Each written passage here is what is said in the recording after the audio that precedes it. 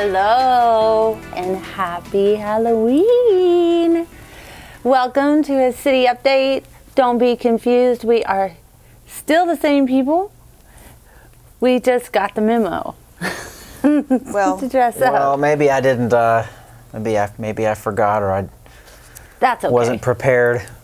you know, sometimes the assistant city manager has to go to meetings where maybe other people wouldn't have known. That's true. I know that teachers talk about, parent-teacher conference night, and it's always at the end of some dress-up week, so they feel ridiculous because they're dressed up in pajamas or something for parent-teacher conferences. So, we'll cut them some slack. Yeah. I appreciate that, ladies. Thanks You for have a bailing lot me out, going Theri. on. You bet. For sure. Yeah. Well, welcome. And so we have some fun things to talk about. And so the first thing that we're going to do is we're going to find out how this weekend was for you guys. It was great. I was at the haunted house for 2 days. I was too. The haunted gym that the city put on. It was great. Did you come by? I did not come by. You missed it. It was a good time. We're just not into the whole scary thing. And it was pretty scary. Yeah, it was scary. Our kids are out of the house, so we did get to do something interesting, though. My wife and I are both musicians, and we were able to be a part of the band that opened for the Petra concert last night. That's very cool. Yes. That's very cool. Got to play a little bit at the Stride Bank Center last night, so that was That's exciting. very interesting. Yeah, that's very cool. That's a bucket list, maybe? We had a lot of fun. It was good. That's exciting. Opening at the Stride Center, yeah. Yeah. Yeah. I'm excited for you. It was a good weekend. Well, so let's talk about who you're dressed up as. Okay, I'm here. I am dressed up as the scientist who was inspired by a book that she read at the library. Specifically, it's this book, Ada Twist, Scientist. And I love this book because it's the story of a little girl who likes to ask lots of questions, lots and lots of questions, like how does this happen? And why does this thing work that way? And can I figure out how to improve things if I do some studies and some research and stuff?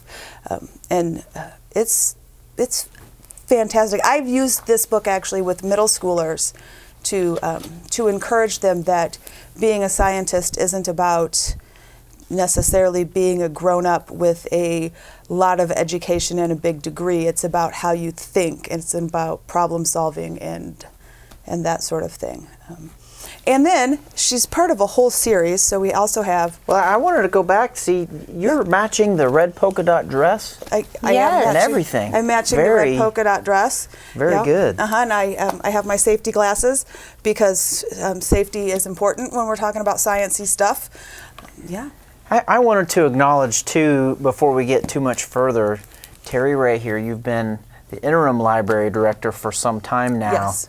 But I think it was recently announced that you are a new library director. I am the library director. Congratulations. Thank you very much. It is quite the adventure. And I love it more than I thought I would when I started going to school to get my big fancy MLIS degree. It's an important position, and you're going to do a great job. Wonderful. Thank you so much. I personally think the library has probably the best job because you just get to love on kids and just be a kid yourself. I think it's remarkable because we went over there for the Dr. Seuss event and you guys were just wrapping these babies in love, and it's just remarkable. That's one aspect of the job. One huge aspect of the job is dispelling library stereotypes. There's a tremendous amount of work that goes into running a library, whether it's my position running the library or the children's librarian, the teen librarian, the folks who put books back on the shelf.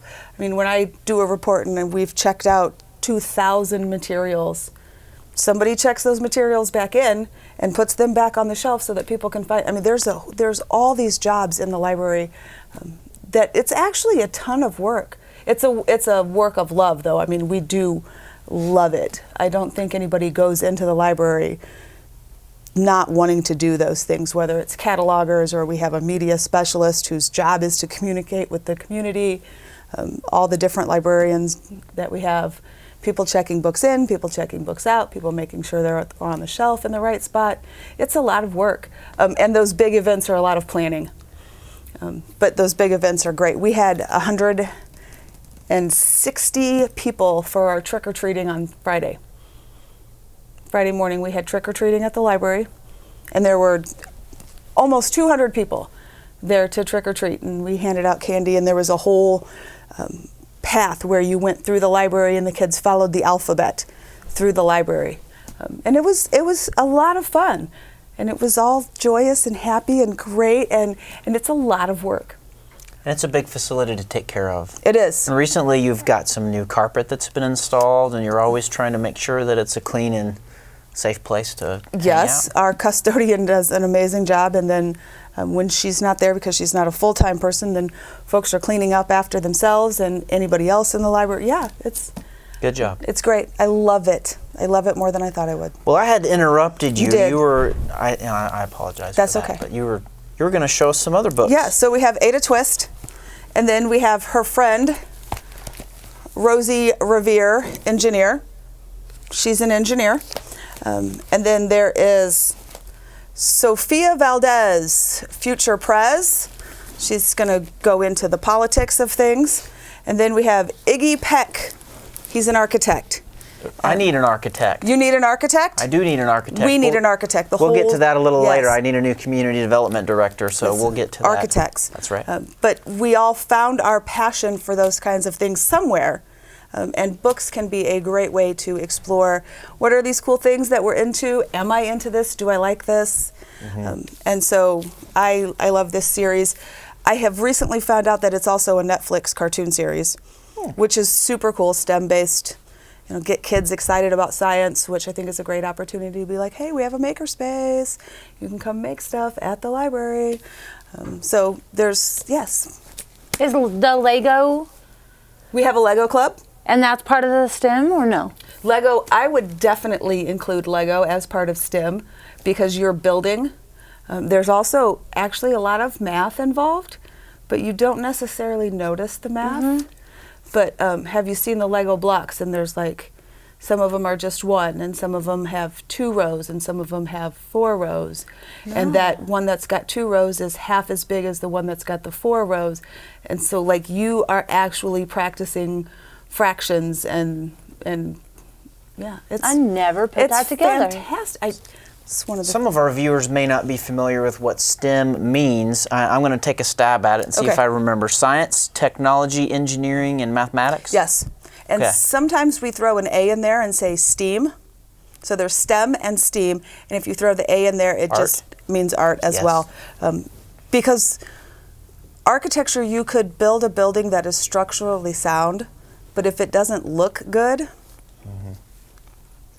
then you've only got, part of that piece. All of us, I believe we're built to be artists, and there's something that we contribute and something that we build. I think that's the way that we're all wired, whether that be creating art or music or something. We're all made to create. I agree with that. Yeah. Yeah. So find books at your local library. See, Inspire. here's my issue, Terry. I like to read. Okay. I do love to read, but I have a hard time finding the time. And I think I have 4 books right now that I'm in the middle of reading. And I just need to find the time to finish them because I have probably 3 or 4 more books sitting on my bookshelf at home ready for me to start reading them, but I feel like I can't get started on those books until I finish. Well, 4 is a lot to be juggling in the air at one time. Now, are they all the same genre? No. Okay. Some of them are leadership books. Some of them are lifestyle books. I honestly, I don't have any just fun books right now that I'm reading. They're all about making myself a better person. Well, that can be fun. But It can be fun. Sometimes it's hard. yeah. Yeah. What I've found is that if I'm going to have more than one book going at one time, I need them to be different genres. So like I could read a nonfiction book and a fiction book at the same time, but I couldn't read like 2 sci-fi books at the same time because I'll get the worlds mixed up. So I need them to be different. Like I could do a cozy mystery and a sci-fi and switch between them, but not 2 sci-fis, not 2 cozy mysteries. I'll be confused about who done it.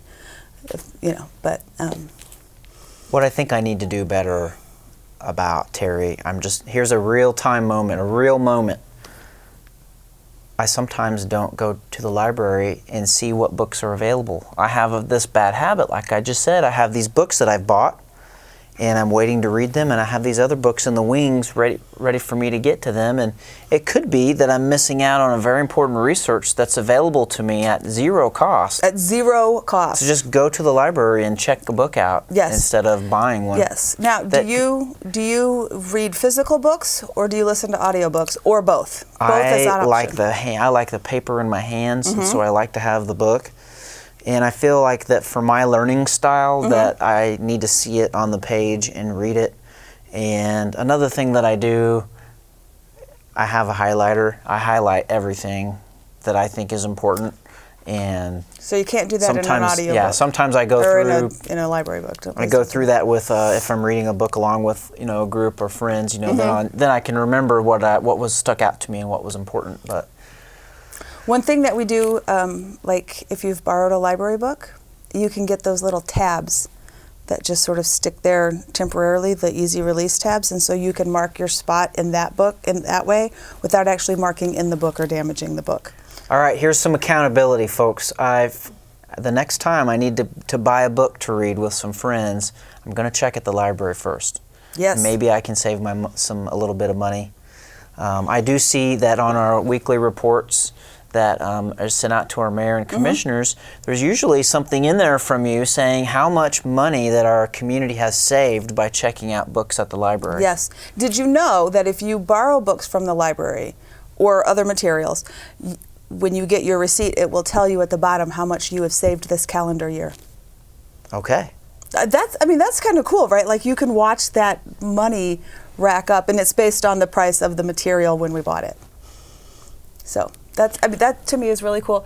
We also have great digital resources for people who want to listen to audiobooks. We do have audiobooks in the library. You can check out physical copies of some audiobooks, but we have some great ones online. You can just borrow it on your phone and then listen to it, like while you're running, while you're doing the dishes, folding laundry, driving. Theri, I'm giving you permission to hold me accountable. Okay. I can do that. You said you read books with groups of people.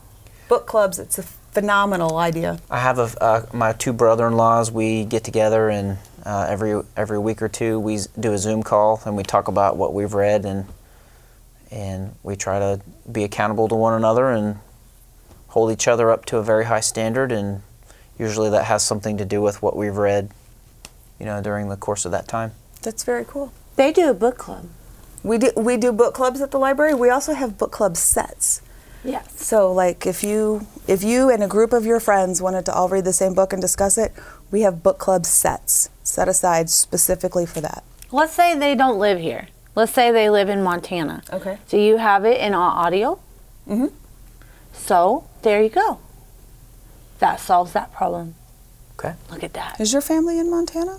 No, I have. Okay. I was just doing that to be extreme for the miles. The miles between.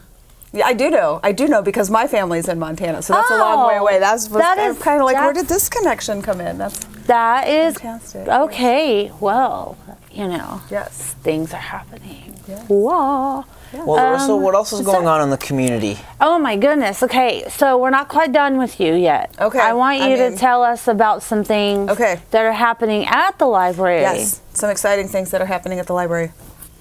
So tell us about this healthy relationship. Okay, so the Garfield County Health Department is partnering with the library to bring Healthy Relationships 101 for teens. I'm super excited about this because how do you form healthy relationships and how do you maintain healthy relationships is one of the fundamental things that are happening for teens, right? Like teens, part of their job developmentally is to sort of separate from the grown-ups and then to have stronger relationships with their peers, whether that's friendship relationships or budding romantic relationships, or am I thinking about romantic relationships? Whatever, we want those to be healthy relationships. So the health department is coming to help present, it's a 3-part series of discussions about healthy relationships. One of them will be on communications, like how do we talk to each other, how do you know somebody's listening to you, like those kinds of things. There will be one, I think the final one is on consent, which is something I think is vitally important. And like that's not just like the big thing that folks think about, but like, do I let my friends hug me? I'm not a hugger. I don't necessarily, and how do you say that, and how do you respect when people don't want to be hugged, or somebody doesn't want you to hold their hand, or that sort of thing. So it'll be a very interesting series. I'm super excited to see what all is presented in this series. That's a challenge, It is. Having a healthy respect for another human being. Yes. Being able to clearly establish, what the expectations of that relationship should be, and setting boundaries. Right. Hopefully they'll talk about some of those issues. Boundaries is the middle one that I blanked out on for a second, but boundaries is absolutely one of them. Like, what is okay for how you interact with me, and how do I set that boundary and stick to it? Because sometimes, especially in the teen relationship times, that can be hard when all your friends are doing something and you're like, this is a boundary for me. Am I going to negotiate my boundary because all my friends are doing it? If all your friends jumped off a bridge, would you? Hey, these aren't just for teens. No, this is. They're probably going to be teaching some things that, quite frankly, a lot of adults need to learn some of these key. Yes, I would love to chat with the health department about, can we do this for adults too later at some point? Because this is all really important stuff that we need to think about and talk about. You also have another event happening. It's called Story Time. We have Story Time every week, and it's amazing. But this is a special Story Time coming up. Well, tell us about it. Okay, well, so Story Time with Valerie Kimball. She is a professional storyteller with 40 plus years of experience. That is super cool. This is part of a grant called, I do have some information, thank goodness for that graphic, Ready to Read. And it is from I have a piece of paper here. The Ready to Read project is administered by the Oklahoma Department of Libraries and the Friends of the Libraries of Oklahoma. It's supported by the Institute of Museum and Library Services.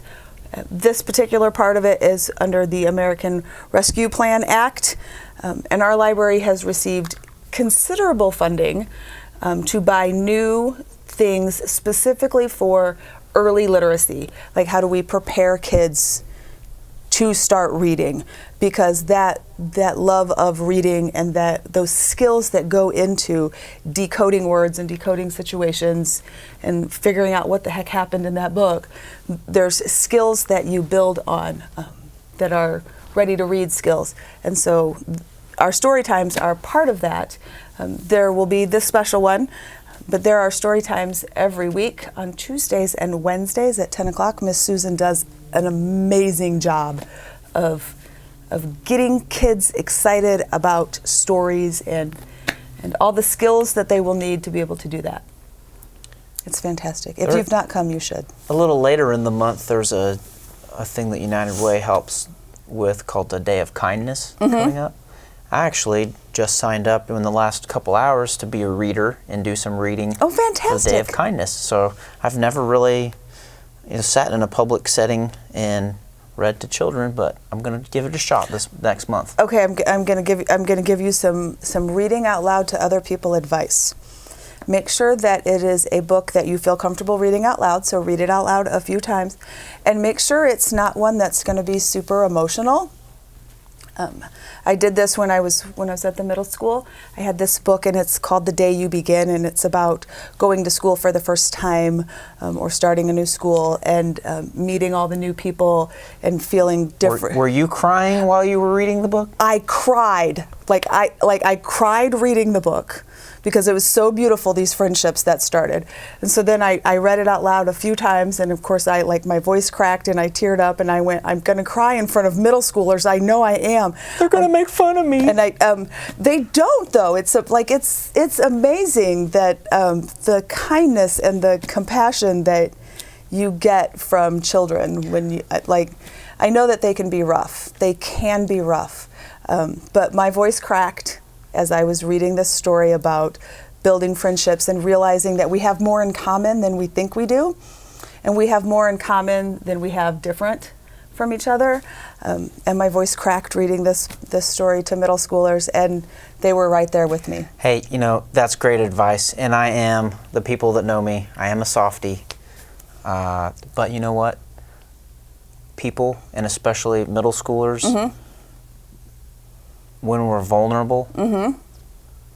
and when we can show that we have lived through something, they're going to relate more to us in those moments Yep. than if we just pretend that we have everything all together. Right. Absolutely. And so that little voice cracking, you connected with some students in that moment. Yeah. That you otherwise wouldn't have. Yeah, and that sort of thing also gives other people permission to be a little bit vulnerable, and that's how we start making connections and building relationships. I love that. Good advice. That's great So there you go. advice. That's my read it. Make sure you're not going to bawl like a baby, though. Is there any other events going on at the library that you would like to tell our viewers? Oh my gosh, there's so much going on at the library. I would say please check out our calendar. You can find our calendar on our website at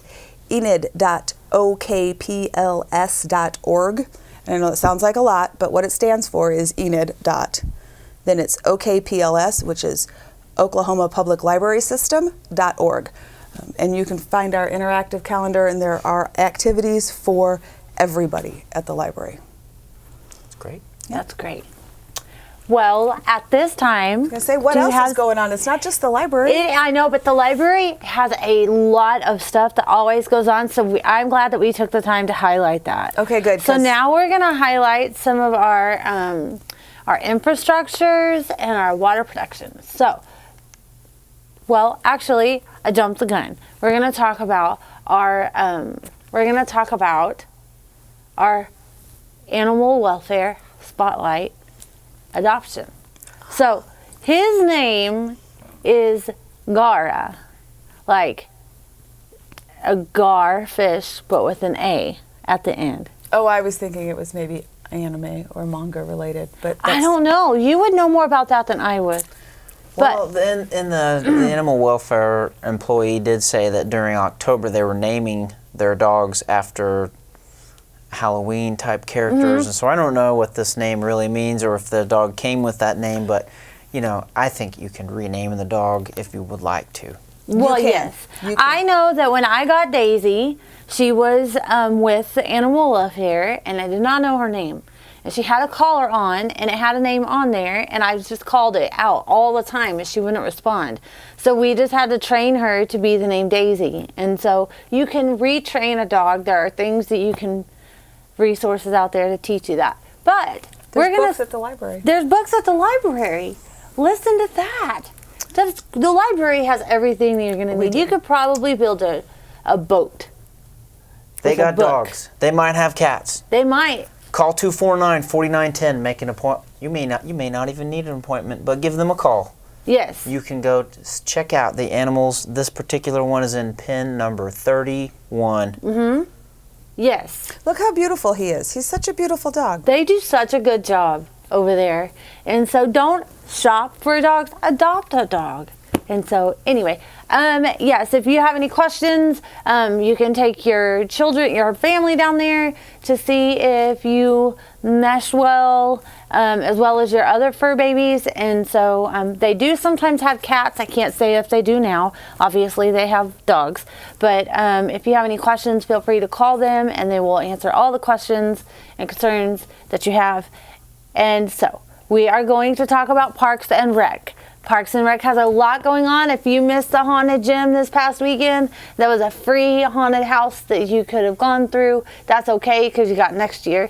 And then they also have some other events coming up. They have Parents Night Out, which is November 19th. That's from 4 to 7. That's at the Champion Gym over on 10th and Chestnut, I believe. And you do need to register for this event at enid.org/Parents Night Out. Also, they have another one of these on December 7th or 17th. And so, like I said, register for that. They do have Christmas in the Park coming up, but that's all I can tell you because I can't spoil the fun. And so now we are going to move into our roads and our waters. Okay, so there is a planned water outage for tomorrow, and this is going to be on, as you can see on the map, it's going to be on 42nd Street from East Owen K. Garriott to Roop. And then you'll see it will also be on East Market from South 30th Street to Kremlin. This is so they can repair some water mains, and that should be restored by the end of the day. And then we also have the construction over by Meadow Lake that's going on, and that will not be wrapped up until January, so just be patient with that because they are doing some much needed work there. And then we also have, we do have some improvements for this area. We have 2 press releases that we've done, which I'm really excited about this because it's starting to get into some of the final phases, but please be aware that they are fixing this corner turning radius so that it's easier to do. This is expected to be wrapped up in 3 weeks from October 19th. And then we also have the concrete work over on West Elm Avenue from North Washington Street to North Independence, and that will be wrapped up in 6 weeks as well. And then we also have this cul-de-sac on Ridgedale that is closed for concrete work as well. And that obviously, with the timeline of the weather and the changing and stuff like that, then that is approximately going to be finished in 3 weeks. And then we have the East Birch Avenue that is closed for concrete work, and that is going to be finished from October 26th. That will be finished in about 3 weeks. And then this is what I was talking about, that we had 2 press releases for this area. Now, please be aware that this is a lane closure. This is for the outside southbound lane over here on East Owen K. Garriott and South Grand Avenue. This is turning into such a beautiful intersection. I'm excited for when they get done with that. The concrete is so smooth. This is supposed to last for 2 days. And then now we are at our employment opportunities. I know you were talking about you needed an architect. That's right. So hey, if anyone has a need for a job, especially if you're an architect, a planner, or an engineer, we've got the job for you. We've got IT directors, we've got accountants, we've got all kinds of opportunities. So please don't miss out. These are good wages with great benefits, and there's excellent people to work with. So if you're not looking for a job, I know you might know someone who is, so reach out and get them pointed towards our HR department. They can apply online at enid.org/careers. Way to highlight that. And so we also have some municipal election information. That's right. So coming up, there will be a vote for a mayor and 3 of our commissioners, and the deadline for filing is in between 8 a.m. on December 5th and 5 p.m. on December 7th. So there's just a few days window to get your filing application in if you're interested in filling one of these positions. And so obviously for Ward 1, 2, and 5, you must live in those wards, and there are other requirements for you to have as candidates for those positions. And for the mayor, you can read about them on our website. Wonderful. And then we also have the commission meeting tomorrow.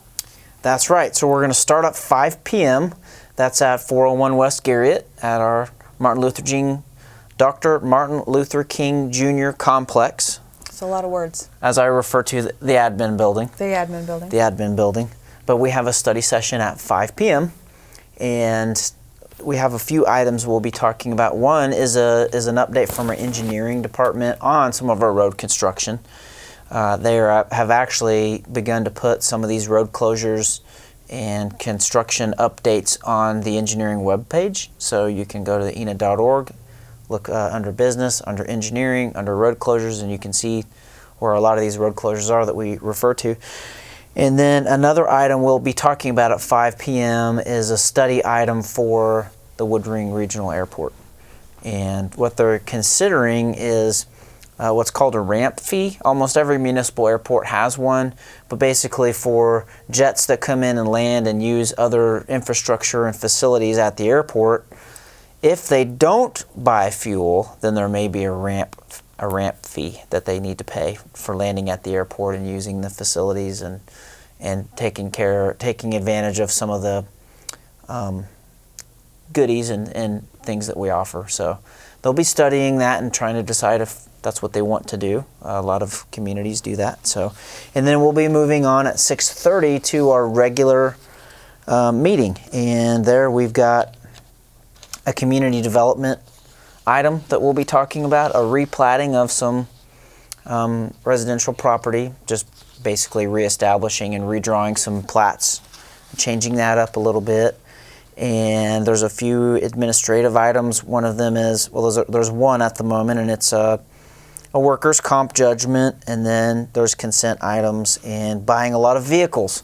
So this is something that the city has been struggling with, as have most of you, if you've been trying to buy equipment or vehicles. And so we are trying to get some new vehicles ordered, and there's some agenda items in there. One of the first ones is basically we had tried to order some last year, and they just didn't get ordered and didn't come in, and so now we've got to retool and order the next newer year equipment. Costs a little bit more money. It does. It does. Those supply chain issues that sort of plagued it, we're all feeling it. That's right. So those are most of the agenda items, and as always, if you would like to be a part of the community, if there's something that is on your mind that you would like to speak out to the mayor or the commissioners, if there's something that you want to pat us on the back, tell us what a great job we've been doing, you can always sign up for public comment at these meetings. You do not have to wait for a town hall to come. You can just go to a commission meeting and you can sign up and you can tell us what a great job we're doing on all these streets that we've been repairing. There's a lot of street repair happening. That's right. And we had some concrete recently done at the library, and there's a lot more to concrete work than I previously understood. Like, it's more complicated than I thought. Mm-hmm. So we're working on it. I know one thing that I know for sure, when you travel and look at any community, they all need more streets. They all have potholes. We all have the same problems. And in Enid, over the last 2 or 3 years, we have spent more money fixing roads than we ever have before. So we're going to continue to try to do as much of that as we can. We do understand that you don't have to look very far sometimes to find a pothole, and we know that. We're working on it, and so we're going to continue to make those strides and improve our community. Well, and we also have the MAPC meeting as well. That is coming up on the 21st, and so that is open to the public as well, and so feel free to get involved in that too. Okay. And then, of course, we always have our apps that we utilize, and so you can stay up to date on what the weather is doing, and you can get that information on their website or on their Facebook page. And then we also have C-Click-Fix that the city utilizes as well, that you can request a Enid Transit to come get you, or you can report potholes or anything like that you see around town, because there is a limited amount of time, like space, that we can be, and if we all work together, then we can get a lot more done. Yeah.